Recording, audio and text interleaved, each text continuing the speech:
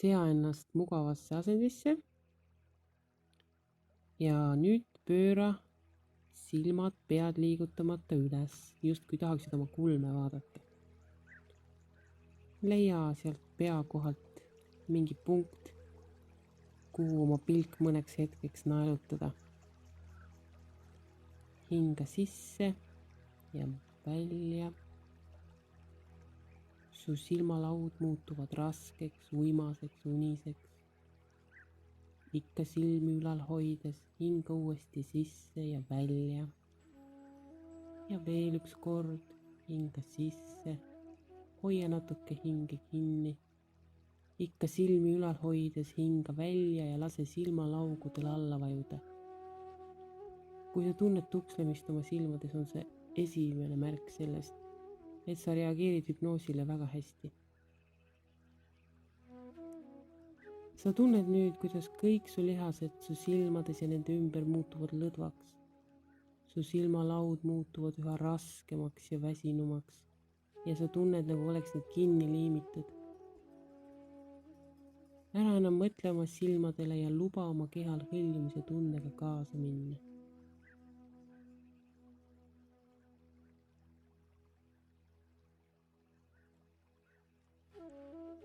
Minu häälele keskendudes hakkab su keha üha enam lõdvestuma ja jõuab lõpuks sügavasse hüpnoosi seisundisse.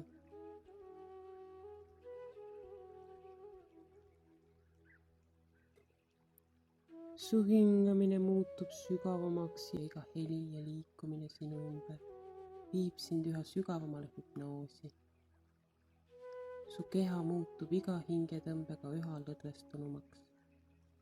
Su laup lõdvestub, su kulmud vajuvad allapoole. Su põsed lõdvestuvad, su lõug vajub alla. Lõdvestumise laine liigub su kaelast alla üle selja. Su õlad vajuvad alla. Su lihased lõdvestuvad iga hingetõmbega järjest rohkem. Su keha muutub raskeks ja sa vajud üha sügavamale hüpnoosi. Sa tunned oma kätel pulsilööke. Sa tunned pulsilööke kõikjal üle keha kiirgamas.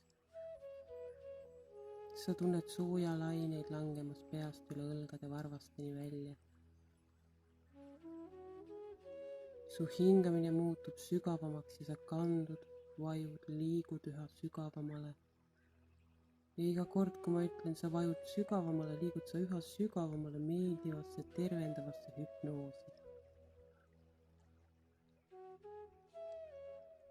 Su silmad on justkui kinni kleebitud ja kui sa püüad neid avada, tundub see liiga suure pingutusena.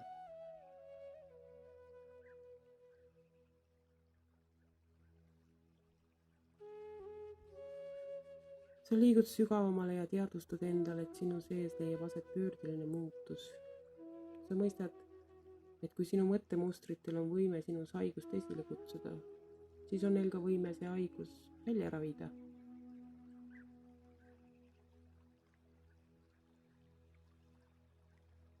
Sul pole seda haigust enam vaja. See on ennast ammendanud, see on ajast ja arust. See on lõppenud ja see ei tule enam tagasi. See on midagi, mis sul kunagi oli, aga mis sind enam kuidagi mõjutada ei saa.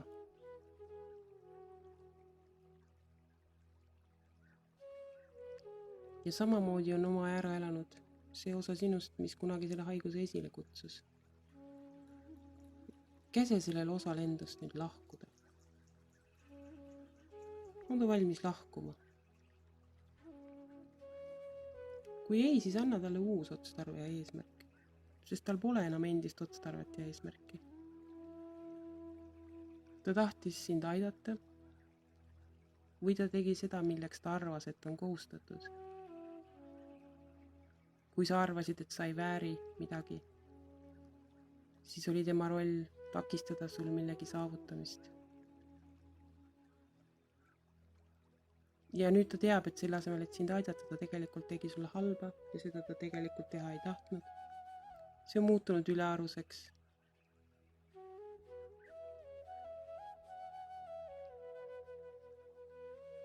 sa nõuad, sa käsed, sa annad oma kehale korralduse pöörduda tagasi oma esialgse sünnipärase programmi juurde, toimida korralikult ja ideaalselt, nii nagu loodus on ette näinud. Kuna meie aju on nagu varateismeline laps, siis on talle vaja anda väga selged ja konkreetsed korraldused, et ta saaks aru, mida sa soovid. Iga su keha ja meele osal kästakse nüüd toimida korrektselt ja ideaalselt, nii nagu loodus on seda ette näinud. Ja nende sõnade toimel teeb su imeline alateadvus teoks selle, et kõik su kehasüsteemid toimivad normaalselt. Ja su kilpnääre oskab tegelikult normaalselt toimida, sest ta on seda palju aastaid teinud.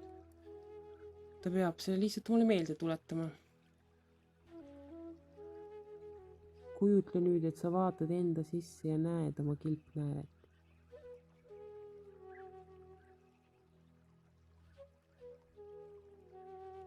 See kilpnääre on nagu taim, mis kiratseb, sest pole saanud piisavalt päikesevalgust ja vett.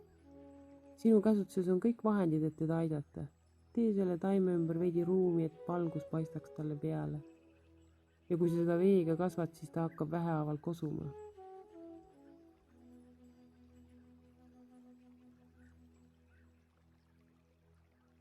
Räägi temaga nagu väikese lapsega, kes õpib kõndima. Ütle talle, et ta saab sellega hakkama ja utsita teda tagant. Vaata, kas sa saad veel midagi tema heaks teha. Äkki on vaja mingit parasiiti eemaldada või väetada teda või tuge panna. Sul on kõik vahendid olemas. Putita ja poputa seda taime veel natuke.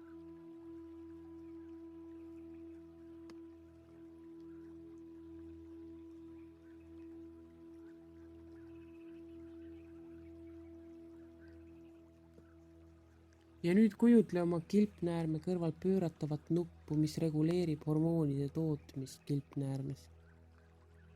Praegu on see 0 peale keeratud, aga sina keerad selle nüüd normaalasendisse.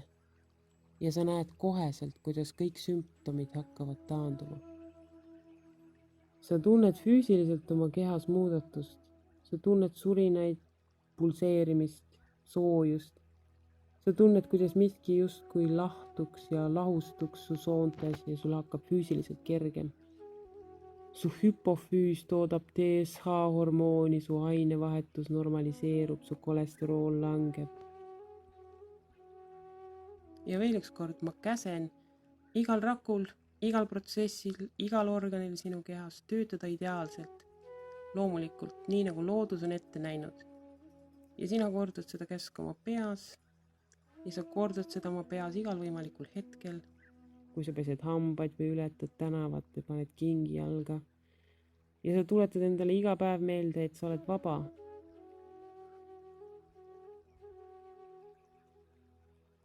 Sa tead, et sa oled vaba ja sa tunned, et sa oled vaba. Sa mõistad, et su vanadel mõttemustritel oli mingi otstarve ja eesmärk. Aga need on nüüd lõppenud. Need on kasutud nagu tühjad patareid. Need tühjad patareid olid kunagi kasulikud, aga enam pole. Kunagi oli neil võim, siis kui sinul polnud võimu, aga nüüd sa tead, et sul on võim. Ja see ammendunud osa sinust, mis selle haiguse esile kutsus, on ka õnnelik, et on peale kõiki neid aastaid lõpuks vaba.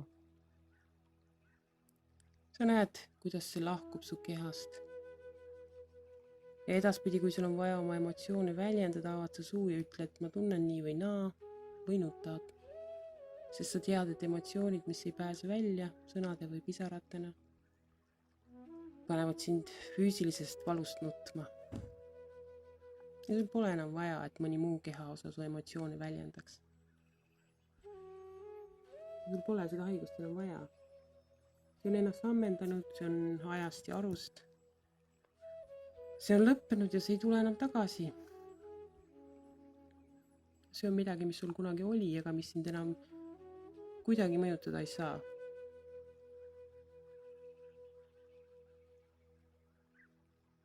Ja nüüd, tundes ennast vabana, tervenenuna, tundes end imeliselt hästi, tundes end armastusväärsena ja tundes enda üle uhkust, võid hingata sügavalt sisse ja välja ja hakata vähehaaval silmi avama. Või kui kuulad seda salvestust õhtul voodis, kandud sa sügavasse tervendavasse unne, mis kestab täpselt nii kaua, kui pead ärkama. ja sa kuulad seda salvestust ikka ja jälle, kuni iga sõna sellest muutub sulle iseenesestmõistetavaks.